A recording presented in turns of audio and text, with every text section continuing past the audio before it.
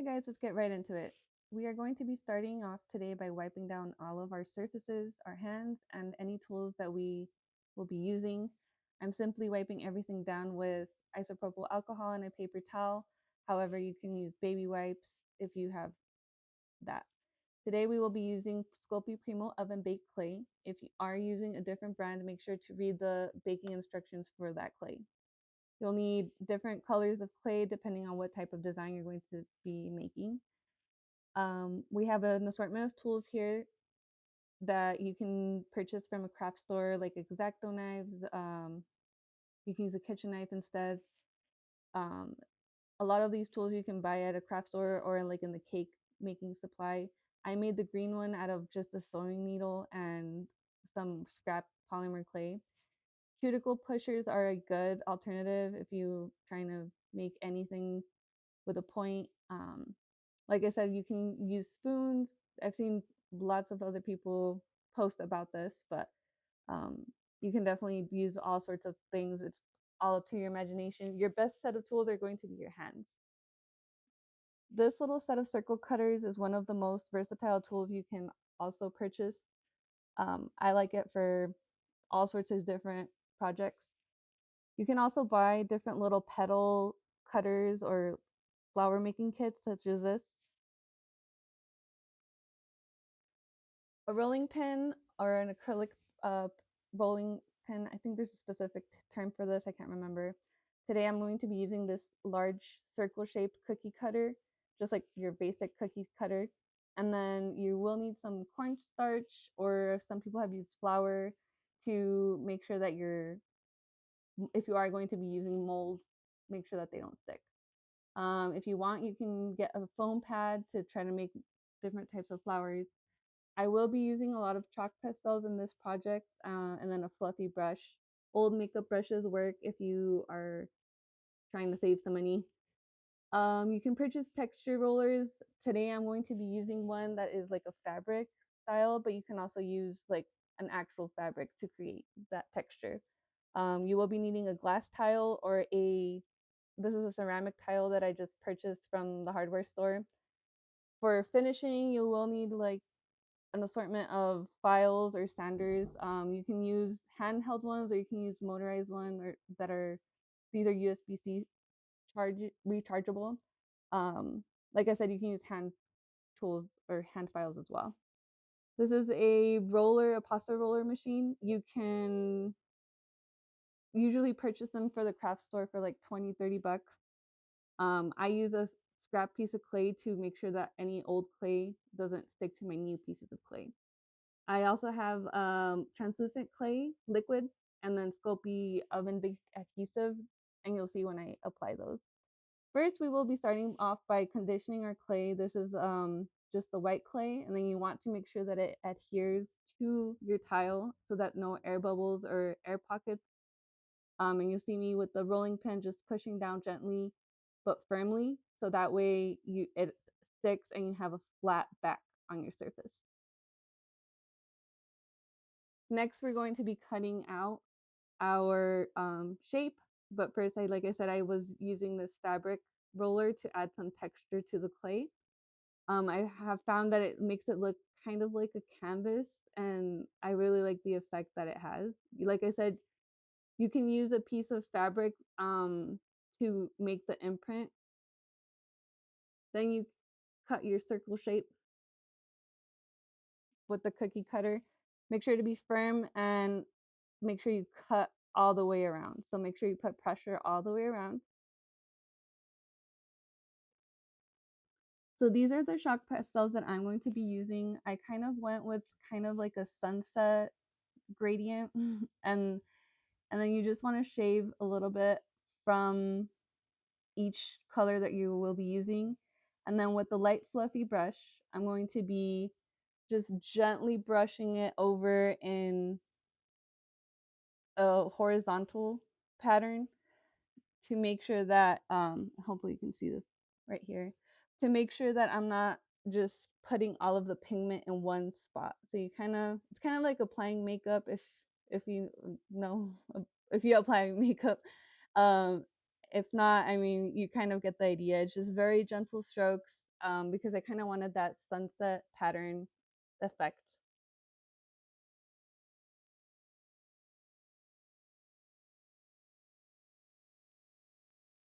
So I'm now going with the orange, and it's okay if they blend. I feel like it adds to the sunset, like a natural sunset color. It looks really beautiful. So I went in with the thinner brush at the beginning just to get more of the detail and not get too much of the orange everywhere. Now I'm going in with the bigger brush and just kind of getting more surface area coverage so that way I don't have to make as many strokes.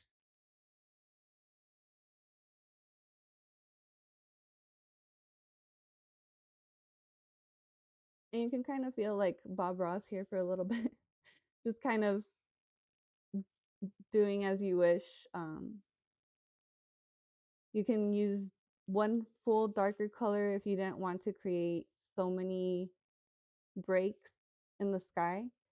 Um, and then we're going to be going in with the green now. You can also add some white if you kind of think that you don't want the blue to be as deep.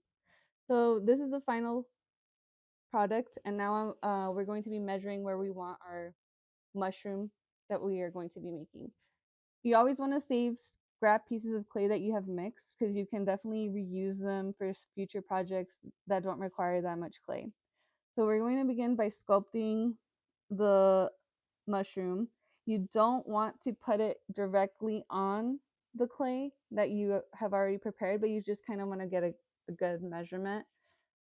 Um, I find that sculpting the main part of it on a separate tile and then transferring it later allows you to be rough with your, I guess, main subject, and then you can transfer it afterward and adhere it with the adhesive, the liquid adhesive.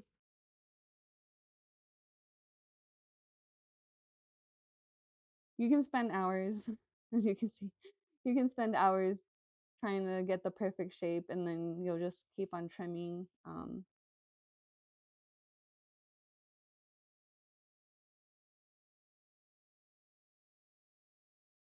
So you just want to smooth it out. And I kind of want that like 3D effect. So you just kind of gauge it. You can use a picture for inspiration if you don't have anything that comes to mind, and then it'll still never come out like the picture unless you're a perfect sculptor. If you do have fingerprints, if you or lint, you can use a little either cotton pad or paper towel with some rubbing alcohol and just kind of rub off all of that lint and paper, or not paper, fingerprints. So now we're just sculpting the toadstool itself or the mushroom part itself. And I'm just kind of going off of imagination. So nothing crazy. Same thing. I decided to put on some gloves just to minimize some of the lint transfer and the fingerprint transfer.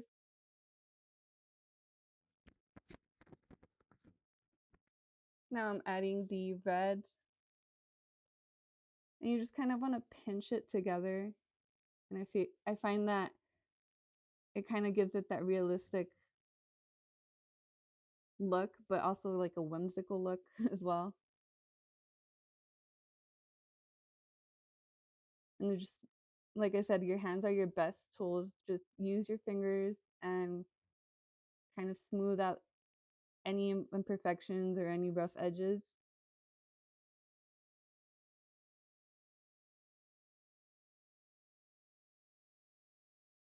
And if you don't like the shape, you can always trim some of it, kind of how I'm doing here.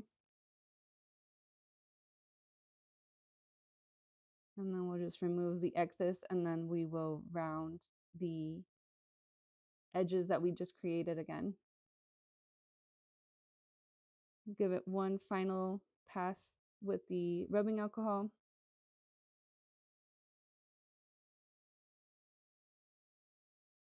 Be careful when you use red with rubbing alcohol, it will get everywhere.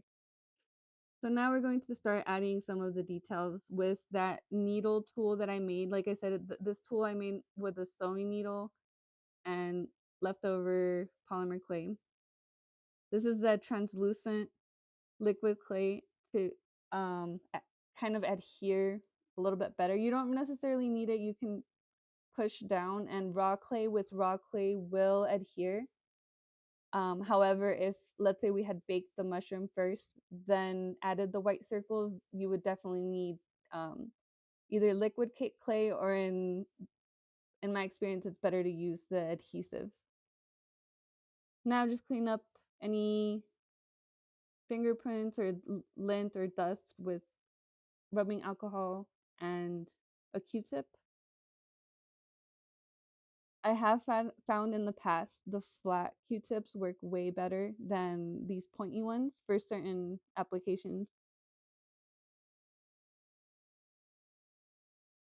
Okay, so now we're going to make a little door. So have some brown clay here. And we're just going to eyeball the shape. You can definitely use a cutter. You can download or buy cutters like off of Etsy. Um, I know there are some people online, especially like on Etsy, that you can ask for customized cutters as well. If you're a 3D printer kind of person, you can also buy your STL files and get different cutters. So we are going to make sure we add some of that liquid clay on the back of it just to give it a little more security, and then you want to press it down lightly. And I didn't like this little piece here, so I'm trimming that off.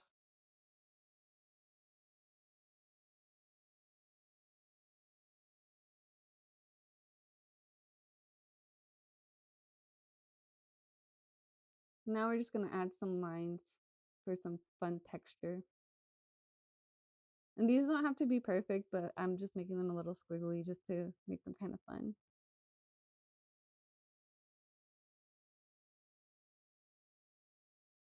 And then some smaller lines just to give it that wood grain kind of feel.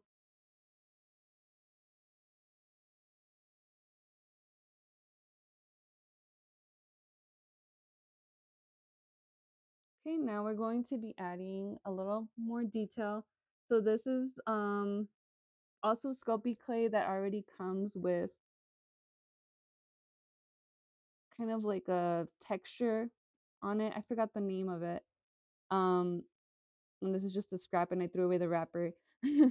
But you can definitely make your own with sand. It just has like a little bit of a grit to it. So if you don't have this, you can just add like either craft sand, if you have craft sand, um, to white clay, and you can definitely create your own. Or you can just use plain white clay, and then you can shade it in afterwards with some chalk pastels. And we're just going to add a little door handle with some yellow clay. I find that when you are trying to make a small shape, if you roll out like a little snake of clay on your work surface area, and then you can cut it with your X-Acto knife, and it makes it a little bit easier. You can also use an extruder. And let's just flatten some of the little imperfections off. And we're just gonna smooth it out. Now we're gonna add like a little step. I kind of picture like a little frog living here.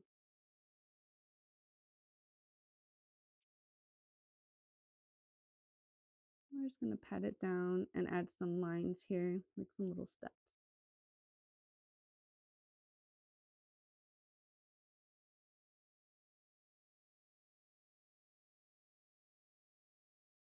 And we're just gonna add some more texture. I find that adding texture is really what makes a project come to life.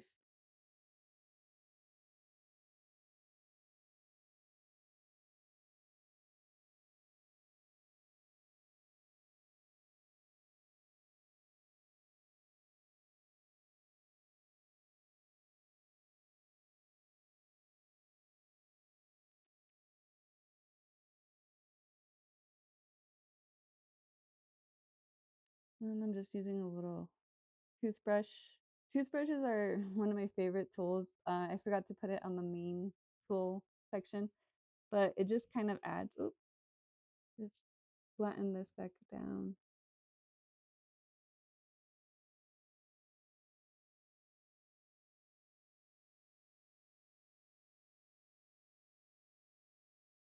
And I think I roughed it up too much, so I'm going to smooth some of this down just a little bit.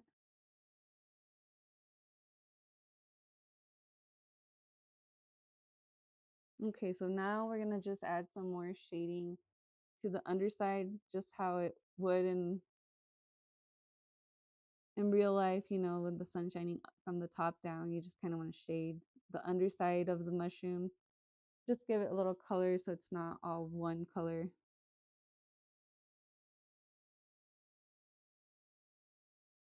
And I'm going in with a little bit of gray mixed with a little bit of light gray.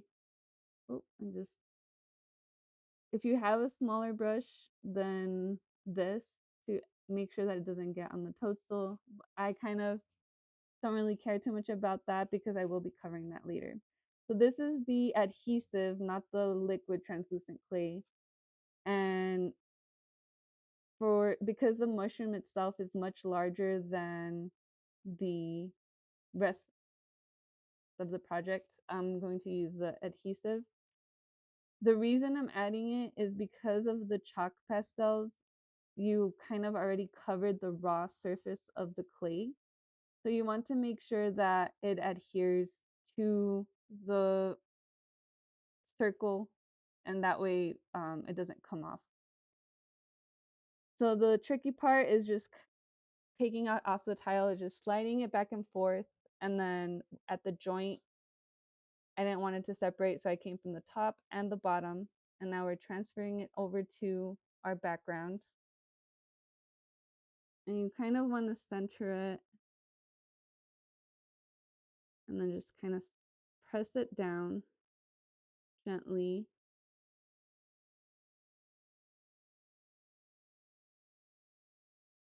And now we're going to just add a bunch of fun flowers, grass, with all these different colors. And like I said, this is my scrap clay that I reuse to make for future projects. That way you're not just wasting any clay that you don't use. So I'm going in with my adhesive and I'm just using my ring finger, just gently patting it over the background. That way all of our detail will adhere. Like I said, because we did use the chalk pastels, I kind of get worried that they won't adhere. So now I'm just going to be adding some grass blades and you just kind of cut different shapes. I'm not using any cutters here, but you can definitely, if you have them, you can definitely use cutters. I'm kind of just going in with my needle tool and then just using my fingers to roll out. Now we're gonna add some moss here.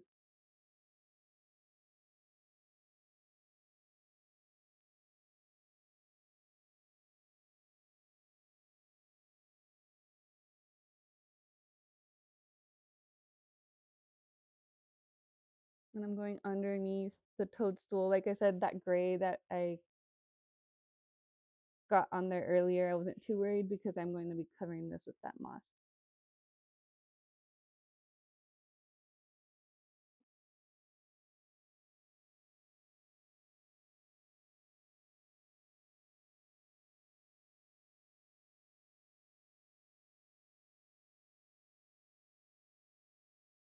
Okay, so I just rolled a piece of green clay and we're just gonna add some vines to the toadstool, just kind of like growing out of them. And you just want to shape them however your imagination decides.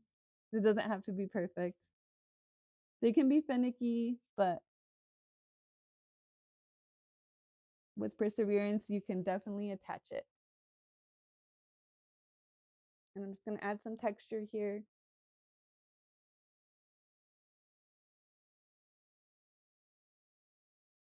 Making a thinner vine.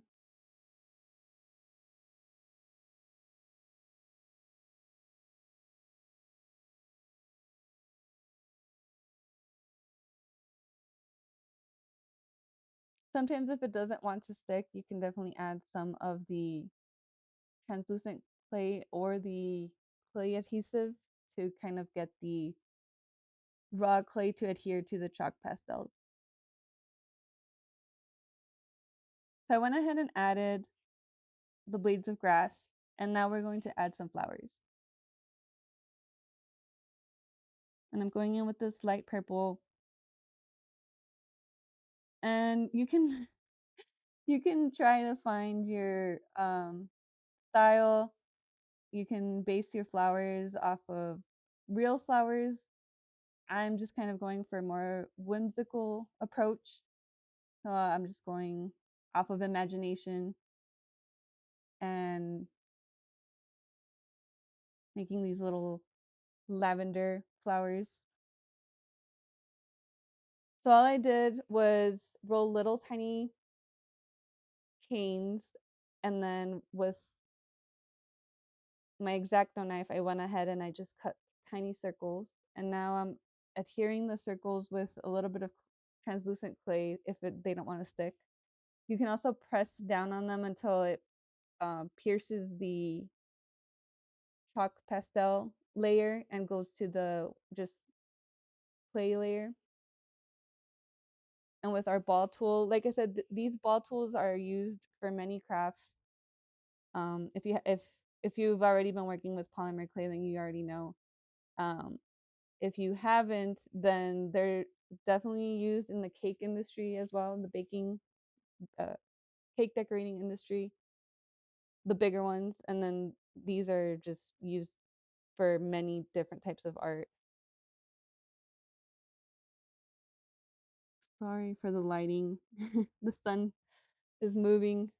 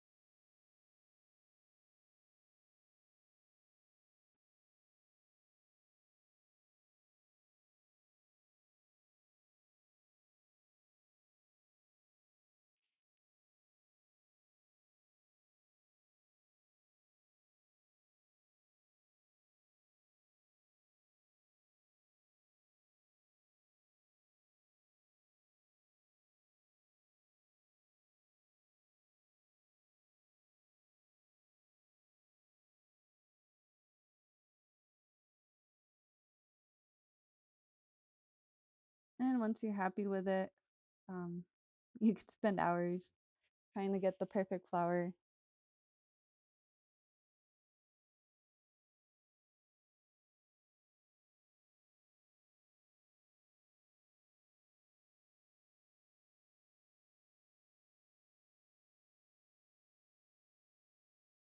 This one needs more petals now.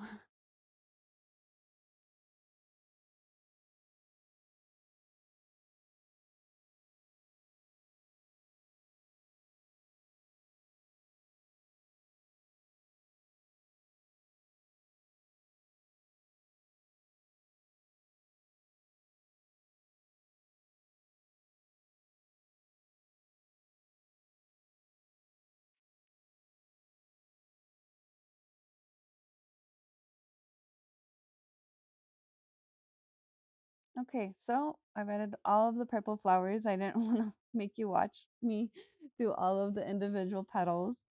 Um,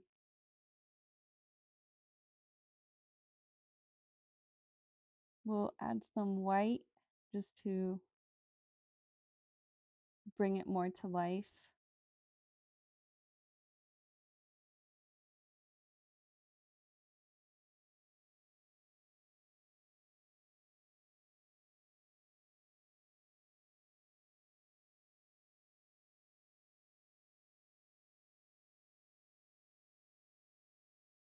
Okay, so now we're going to make some little roses. And I kind of hard to see because my fingers are in the way, but all I'm doing is rolling out a little piece of clay and then flattening it out, pardon me, flattening it out with my finger and then rolling it and then making little tiny rosebuds. And then you can use different tools for this. You can use a toothpick if you don't have this tool, and just dip it in a little bit of adhesive, and then just put it on top of your stem. So I went ahead and made some yellow flowers and some white flowers, same concept as the purple flowers. And now I'm going to be adding some clouds. And with the clouds, you want to use a, a slightly bigger ball tool than the ones that we use for the flowers, just to make the clouds look a little bit fluffier, if that makes sense.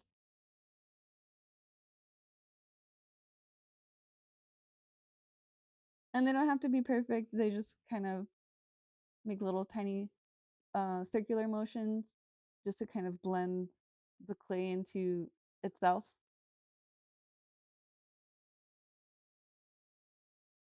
All right, so I went ahead and added the clouds. I wanted a little more depth for the purple flowers, so I'm using some chalk pastels just to finish some of the shading. I added some purple to the white clay that I added just to give it a little bit of depth.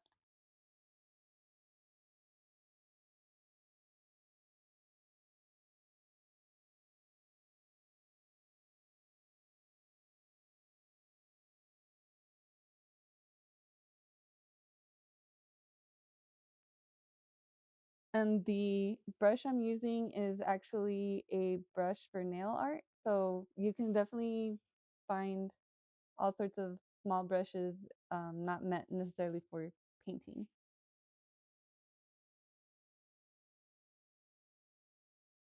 I didn't like the doorknob, so I'm going to add a darker doorknob and just smooth it out.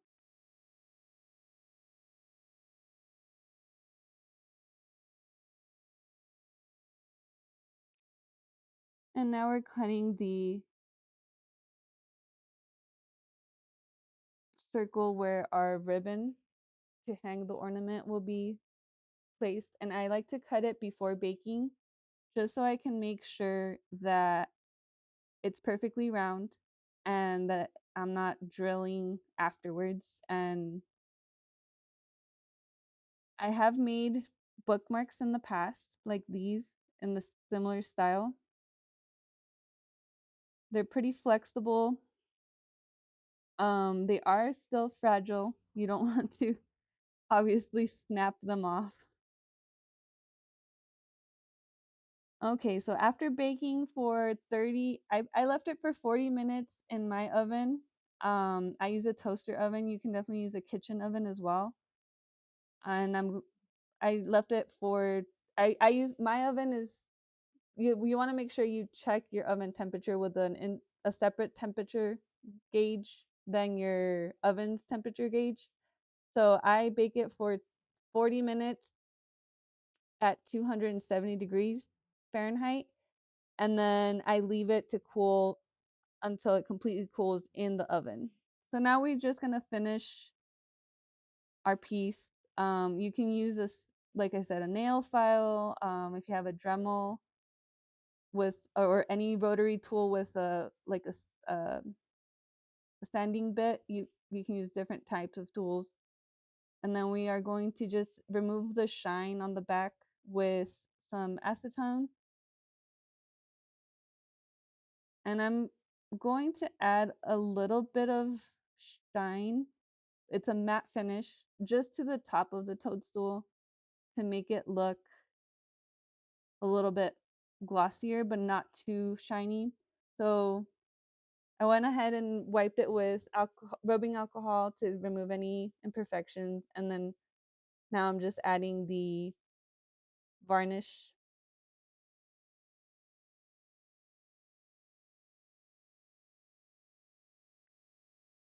And if you do get any varnish on anything you don't want, you can always wipe it off. And this is our final product.